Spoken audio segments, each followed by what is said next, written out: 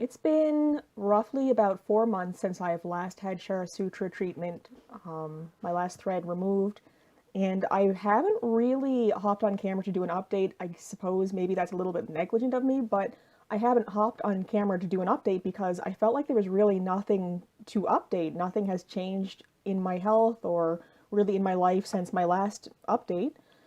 But somebody requested that I do a video, and I thought, well, if people are still interested to know how I'm doing, why not hop on? So here I am again, 4 months fistula free since I returned home in November.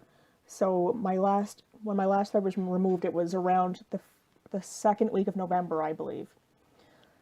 There's really nothing much that has changed since my last update.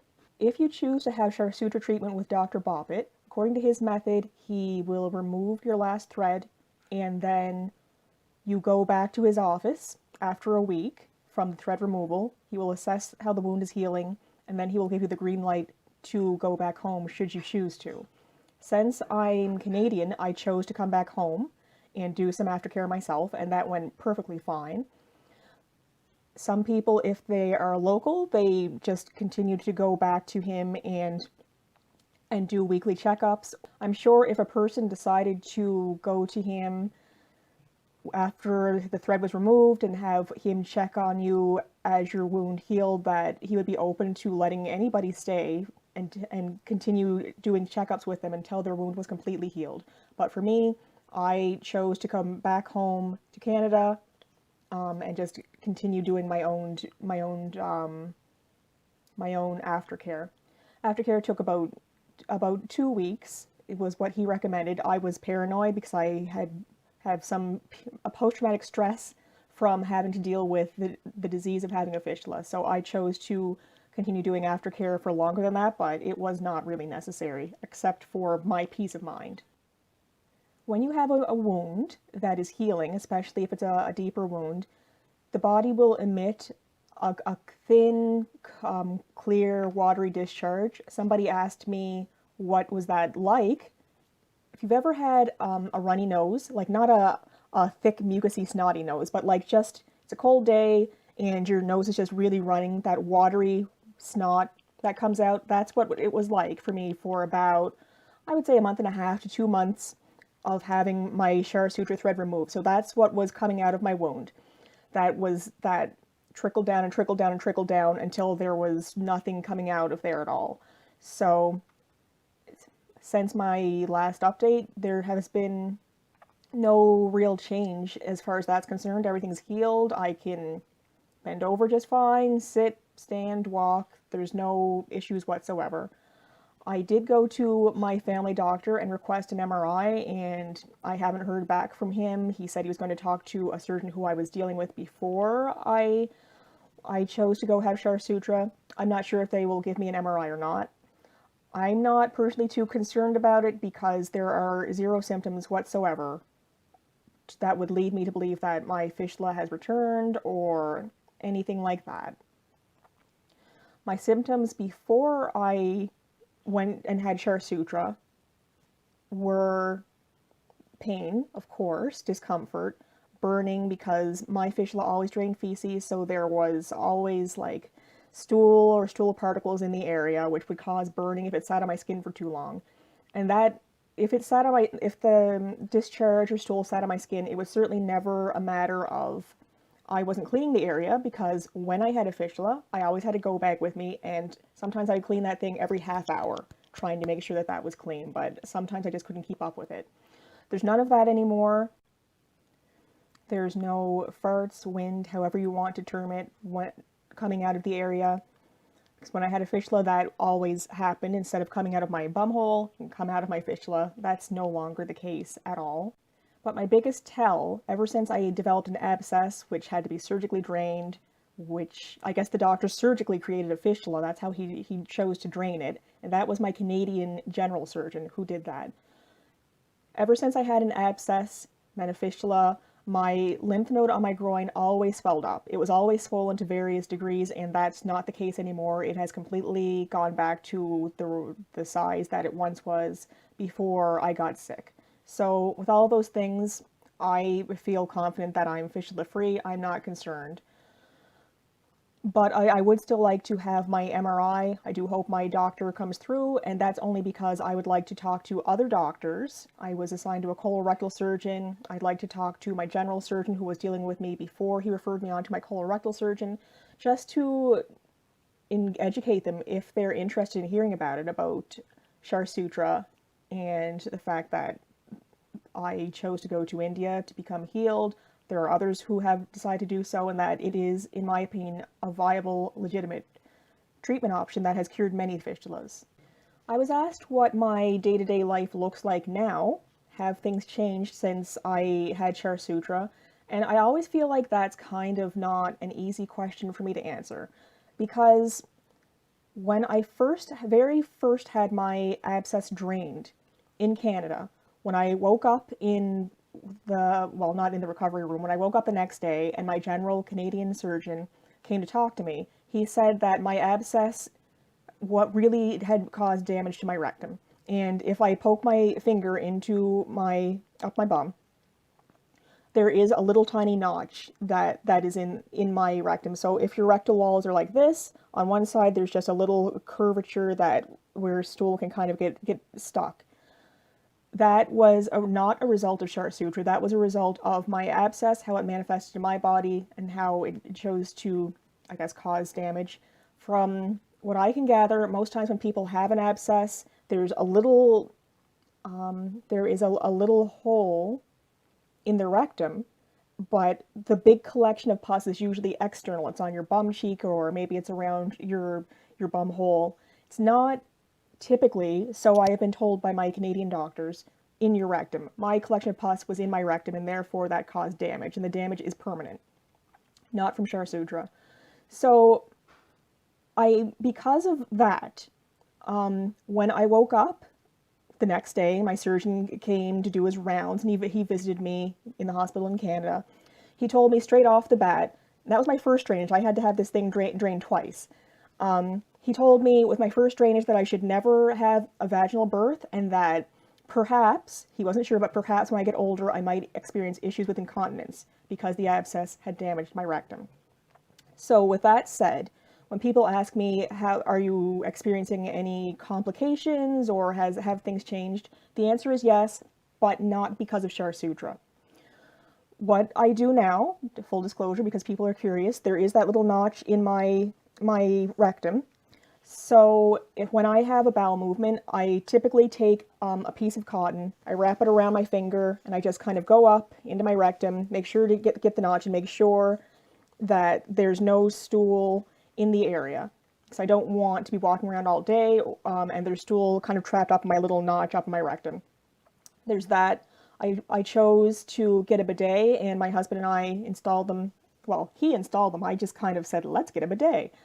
He installed bidets in our bathrooms, and we use them and absolutely love them. I absolutely don't like using toilet paper anymore. It just doesn't feel clean to me. So those would be two major bathroom habits, things that have changed. People always want to know, is it easy for me to hold stool or to hold my wind? I'm not going to lie, there was a couple of times after my Kshara Sutra treatment, when things were still very new, that I had some mini accidents where the stool, there was like a tiny bit of stool. It was like, I don't know, let's say about that big, that had kind of slipped through. And because there was that notch in my rectum as well, and things were still healing and still very, very new, the control wasn't as good as it normally was. So for about 2 months, I suppose, after treatment, I had 2 accidents, maybe 3 accidents, where a tiny little bit of poop came out, and I was like, oh, and ran off to the bathroom and made sure to clean myself up. That happened 2, maybe 3 times, and that was it. Haven't had a problem with that since. From my research, scar tissue will take roughly about a year, depending on the person and the circumstances, but roughly about a year to fully, what they call mature. And I would assume with any treatment, including Kshara Sutra, that there would be some scar tissue there, because a fistula is a very deep wound. It goes from the outside of your body all the way into your rectum. So as time goes on, the area will get stronger and stronger, and I'm sure that whatever scar tissue is in there, if there is any, I can't feel anything when I stick my finger up my bum. But I'm assuming that it will just get stronger over time. I have not had an accident since. I don't have trouble holding my poop in, and there's definitely been times I've had to. There's times where I'm kind of like in the stages of thinking, do I need to poop? Do I not need to poop? And I remember I'd gone through an entire yoga class thinking, maybe I could have a poop, I'm not quite sure. And it turns out I did have to use the washroom, so if I can get through an entire yoga class where at the beginning of the hour-long class I'm like, maybe, and do all those different poses and yada yada, and go home and have a bowel movement and be like, oh yes, I did have to have a poop after all, I would think that by and large my control is fine. I'm perfectly fine with that. Now, because there is the notch in my rectum, I do sometimes have trouble holding my farts in. And I guess I'll say sometimes because honestly, I'm really not quite sure because I've never been the type of person to be like, oh no, farts are improper and now I need to hold them in. I feel like they're meant to come out. I feel like anytime I've tried to hold one in, it's felt absolutely awful. So I would far rather free the fart than have it rolling around in my colon, causing me some fart cramps. So I very, very, very seldom ever try to hold my wind in. When I've tried, and it's just a test because people have asked me this question and I would like to answer it, it's been more difficult than it was previously.